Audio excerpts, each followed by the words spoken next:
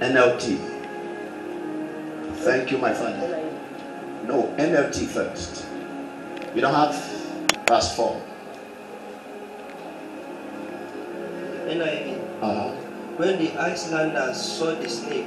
When the islanders saw the snake hanging from his hand. They said to each other. This man must be a murderer. For though he escaped from the sea.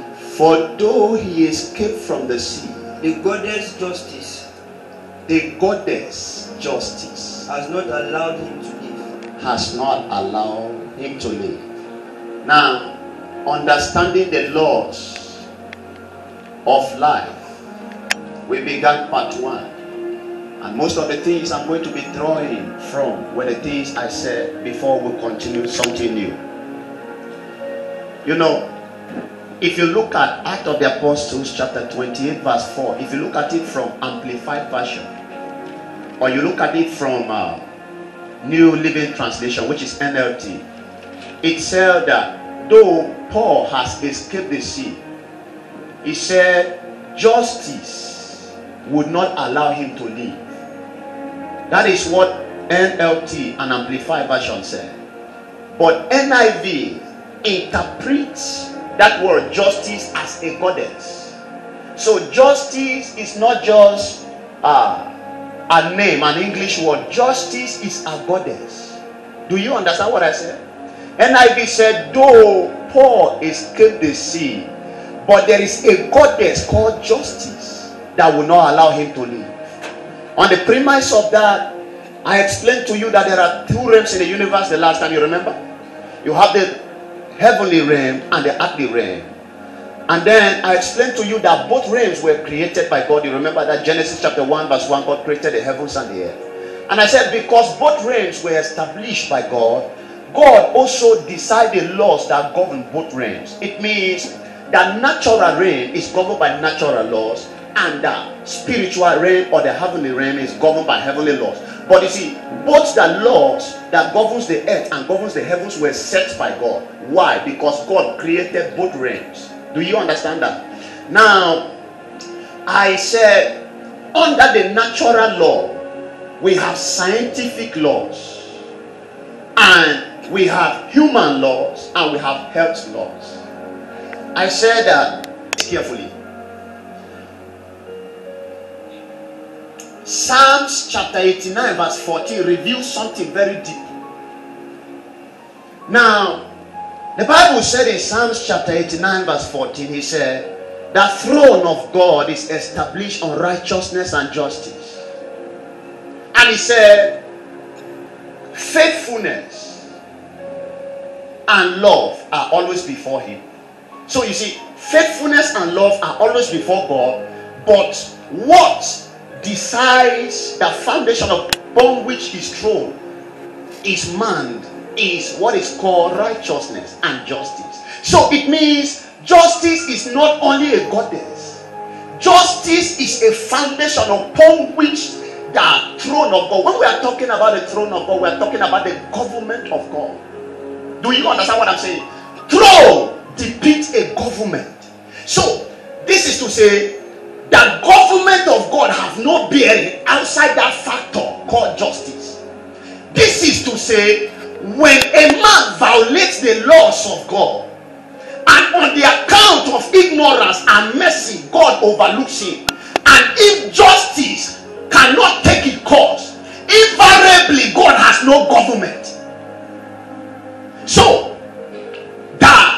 the effection of the legislation, when justice affects legislation where laws are violated, it is an indication that justice validates the existence of the government of God. Outside justice, you don't know that God has government. Do you understand what I'm saying? So God can decide to forgive you on the account of mercy and ignorance, but if justice don't do anything about your violation, it means you are saying God has no government. Invariably, not just like that, but you also substituted God out of the equation of man's existence. So what proves to us that God exists is justice. It is irrational to assume that when you violate the laws of God, on the strength of mercy and ignorance, God overlooks, yes, but justice should not take its course. Because saying that God, justice should not take its course, invariably you are saying that there is nothing like God. Because the Bible says the throne of God is established on righteousness and justice. So it is the exercise of justice over violations that proves to us that God exists and God has a government indeed. So outside justice, there is no government system. So we know government when justice takes its course. This is why the psalmist said the throne of God is established on what? Justice and righteousness. It is witchcraft to violate the laws of God and assume that justice should not take its course. Justice itself is a goddess. One of the attributes that defines a deity is the ability of that deity to exercise judgment. Do you understand what I'm saying?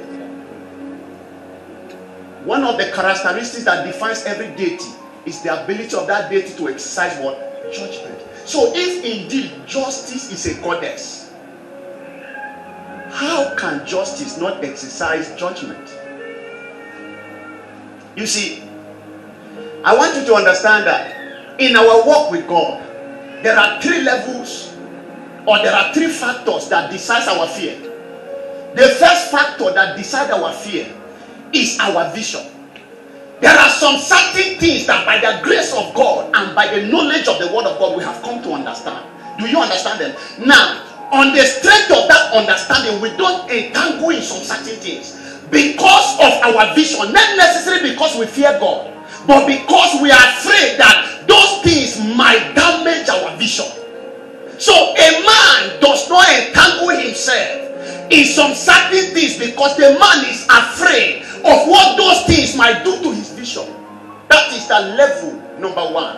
The second factor that decides our level of fear for God is the factor I call the God factor.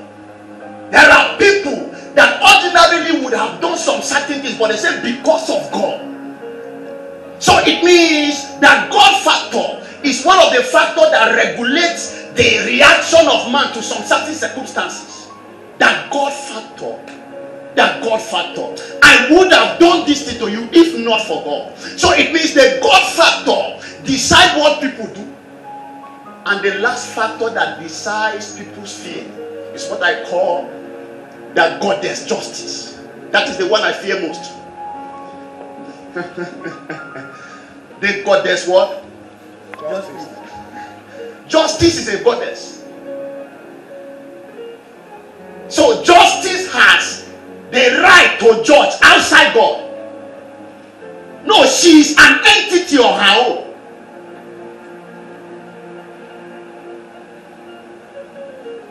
So if you think God is a loving father, you should also understand that there is an entity called goddess, justice.